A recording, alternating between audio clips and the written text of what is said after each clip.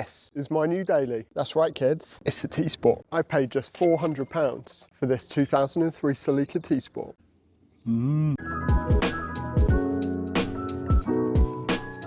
It comes with a 2ZZ. If you don't know anything about 2ZZ, it's the tits.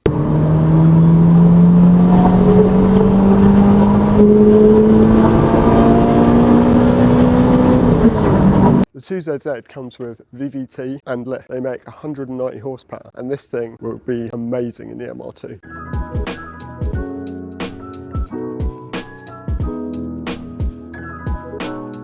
It's taxed, insured, and MOT'd. Embarrassing. Where's the thing there? The engine is in. The only issue is, has a water leak. So I've had a quick look, and it seems to be the top hose, which goes to the rad, is leaking, which is rather freaking annoying because I've had to buy a complete hose kit. I want to drive this car home tonight, so I need to change that top and bottom hose and get this bled, and then she's ready to rock and roll. You may also have noticed my toolbox. This is my toolbox when I was an apprentice, but I was sick of working off that table and I needed some tools here. So I brought this in. She's a genuine snap-on, but I couldn't deal with working off a table and out of plastic tubs. I also do have these. So the guy I bought it off did say he bought new boot struts because the boot does this. Common thing on a Gen Celica. Oh dear God, it weighs more than my house. Oh, a Hoover. It falls down, the gas struts have gone. Now, I did buy a pair for £14 off eBay, but I can't get them out because if anyone knows about the boot struts on these, they've got a little circlip, but it's behind the ball. So to get it off, you have to like cut through the ball to get to the circlip, or you can undo the ball from the boot. Now, they didn't come with new balls, but the ones the guy sent me do, but that won't be today. I need to get the thing home first. So first job, let's get this up in the air and we'll have a look. So with this up in the air now, I'm just going to take the battery again out so I can get to the hose, which is up here. I'll take the airbox off, the reservoir, this air pump. So I'm just going to start buzzing away. I might put you on time lapse. Let's do that.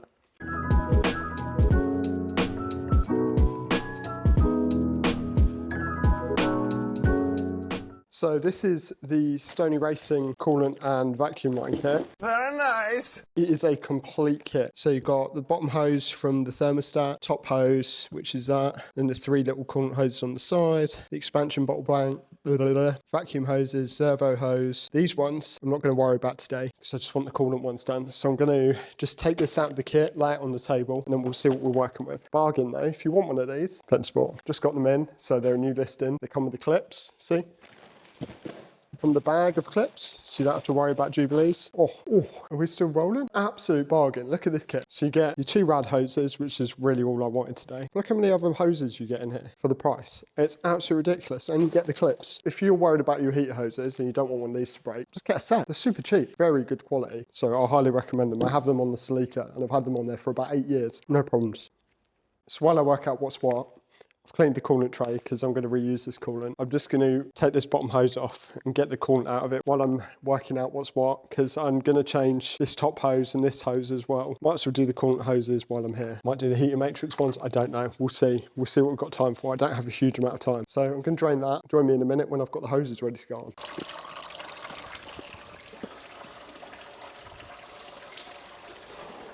Ignore my split glove. It's been about 5-10 minutes. So I've got the pump out, I've got the bottom hose off, both sides, top and bottom hose. Expansion bottle. I'm going to leave this hose because it goes in the depths there and it's actually protected. So I don't really want to change that right now. Can't decide whether to do the heat hoses. No, I'm not going to because I don't have time. We have these 2 floppy cocks off. This one is the one that was leaking. As you can see, they've gone a bit minging. And I'll change the ones on here. Oh, look at the quality. That'll be this one here, like so, which will be the top hose there. This one here is this one. So I'll get those 2 on and then join me in a minute when I've got the others on because you don't want to watch that. It's not very exciting. I'm just going to throw them on. So all I'm doing is I filled up the expansion tank, opened the bleed out fully, and then I'm just filling it up with the water that's come out until it's up in the funnel higher, and then just massaging this bottom pipe. And then what it's doing is the air's being pushed out here, up through here, and then when I let go it sucks in coolant, so this will help bleed it a little bit better. And then whatever's being blown out is going back into the bowl and I'll put it back in, and you can hear it sucking the water down.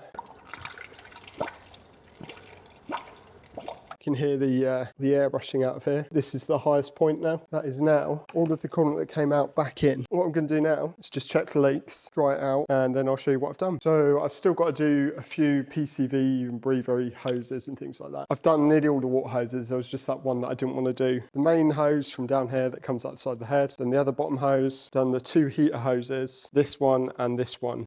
So yeah, hopefully that sorts the leak. And then next thing I have to do is just jump underneath, crack off track rod ends, and then drop it onto plates and quickly do an alignment because the wheels are not straight. All the pipes are on, it's bled up, which it's always a bit awkward. But the way I did it is obviously I manually bled it, put the heater on full, and then I had this bleed nipple here open, the cap off, the funnel line filled up, and I was just revving it until you could see that it was pulling the water through, and then it would drop. I'd top it up whilst holding the throttle so it didn't run out of water, and then let it fill up and then just hold the revs at like 2,000. Heater's hot in the car, the fans have kicked in, the water's on max. I think we're done. The wheels were both towing out off the scale. So now I'm 5 on the back, towing in 1.5, towing out 1.5. And 5 on the back. So towing on turns at 0. That's close enough. You could hear the wheels scrubbing as you were driving it going wee. So now I'm going home. So wish me luck. It's my first drive. Woo. So I made it home, absolutely fine, except the engine light come on. So the guy did tell me that it had a fault with the O2 sensor. I thought it was just because the exhaust was blowing, sucking in air, giving it a false reading. But he did send me another O2 sensor. So I've code read it today, it's sensor 1. I'm gonna change that now. But the hoses are on. I got stuck behind a hay trailer today, so it's covered in hay. I'm going to fit the sensor now, just so you know. The sensors, I think we went through this last time, but we'll talk about it again. The sensors plugs are in here, behind the carpet in here. Ooh. Other jobs to do, the boot struts. Also the tracking is a smidge off, so what I might do is do the O2 sensor, check the tracking, and then I'm going home because I was here till 9 o'clock last night and Fook doing that again. So still dry under it. So it looks like it's still got an oil leak, but it looks like the sump is leaking, which isn't the end of the world. I might put a 1ZZ sump on it, they're cheap enough. Anyway, back to what we're doing. So here is the sensor we need to change. I'm guessing the reason it wasn't changed is because it was tighter than the sun. I've unplugged it inside, I've just got to pull that through there and undo that. A teeny little bit of advice. To get the sensor plug out for the first sensor, you have to take this off. This is the pedal rest, which goes down there. So the sensor goes through behind this, so you can't get it out. This just pulls off, just so you know. Okay, so with that out, you can get to the sensor. Now I've already undone it, but this bad boy is in here and you have to have a special socket or a 22 to get it out. It was super tight, like tweaked like a tiger. And then like I say, here you go, the pedal is behind here, so you can't put it out without taking the pedal out. Ooh, carpet's kind of in the way at the moment. Very hard to do. One hand while I'm trying to film. Come on, you bastard. Come on, no. Come on, fucking hole. The struggle is real. Ooh. So, sensors out. This is it. I have a new one, which is hopefully right. NGK, or NTK, NGK, whatever.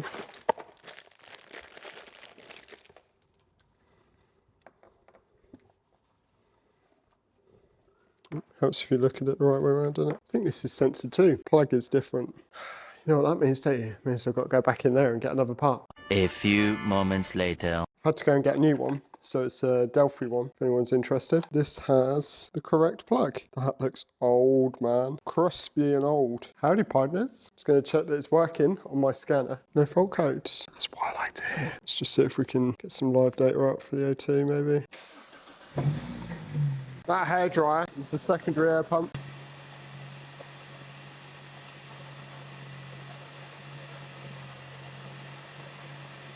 She's working. Make sure there's no codes.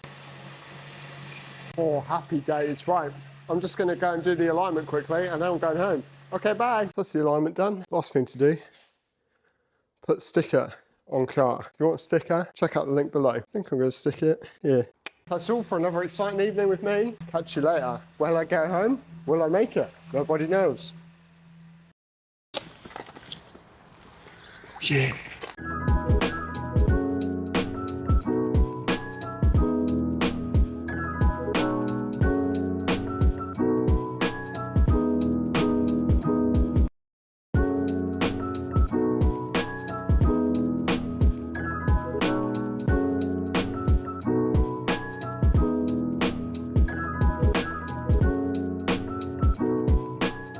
Welcome back. The car is washed. It actually looks alright now it's washed. My job tonight, got to do these brakes. Now, I was going to leave them because they're not bad and the pads are good, but we started selling these. So I'm going to stick a set of M-Tech discs on it and a set of black diamond pads. Look at that, max power. But yeah, they're going to be good for fast road. It all runs, I've driven it, the clutch works. Oh, it's so good. Okay, so I'm going to do these brakes. My battery's about to run out, so I'll see you in a minute. Woo! Brakes are on. And they look good, man. Brother, they look good. But look at this thing. Whoa. It's done. I'm just going to put this wheel on, get it off the ramp. I'm going home. Because it's like, okay, bye.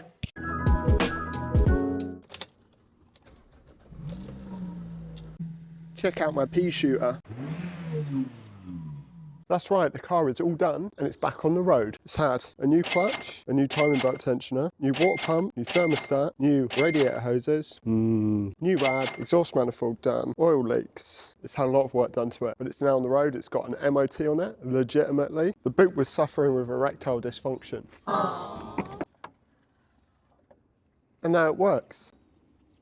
It's not this one, the old ones are at work. Now, a quick tip for anyone that wants to do these boot struts. They are located here. There is two 10mm down here and a clip on here. These have been changed, so there's a clip there. But on the original ones, the clip is inside this ball joint, so you have to undo the ball joint off the boot. Sounds easy? It is not. The reason Toyota ran out of money in the 2000s is they use about a gallon of Loctite, so you have to cut through this ball joint to release the strut and then hammer a socket on it to get this off. Make sure you buy boot struts that have replacement balls on it.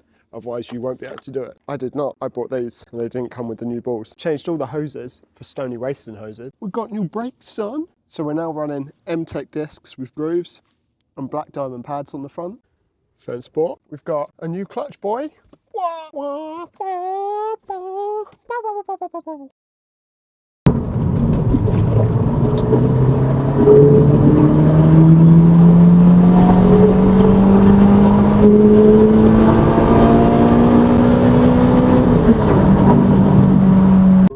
Potatoes. It's like driving a big cumbersome cloud. It all seems to work.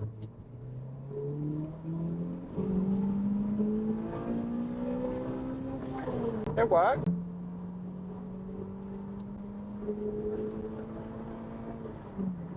I do think I need a new clutch slave because it does seem to stick if I gun it. That's easy to do. I'll just keep throwing more money at it. Has it been easy? Sure. Could you do it yourself? Sure. I've spent a lot more money on the car than I was intending to, but we've got a car that's really good. I mean, it needs a wing and a bumper maybe to make it perfect, but really, it's a good car. I will probably daily this for a little bit, especially while I'm building the MR2. The MR2's getting a cage. I've got a full bush kit to do on it. I've got a cage to put in it, half cage. I've got some tyres and I've got to get ready for sprint. I'm not going to lie to you, I'm really enjoying it. It's quiet, it's comfortable. Damn, these seats are comfortable. The Corolla is getting old, it's getting rusty. Bless it, just had a hard life. The secondary air pumps failed, so the light comes on all the time. I think I'm probably going to take the engine out the Corolla, swap it for this, break the Corolla down, probably put some cams in it, give it a refresh, probably some new valves, some Supertech valves, because the valves have a tendency to break. That will go in the MR2, I think. This will just be the nice car. It's far too nice and I'm really enjoying it. This is how quiet it is. You can hear the birds singing. So hopefully you've enjoyed this build. There will be more on this car somewhere, I guess. I'd like to put a set of Tane Enduro Pros on this and maybe some lowering springs because it literally looks like it's on steel. Join me next week when we're going to be looking at the MR2. Hope you enjoyed the video. For more videos here, subscribe down here. Bye.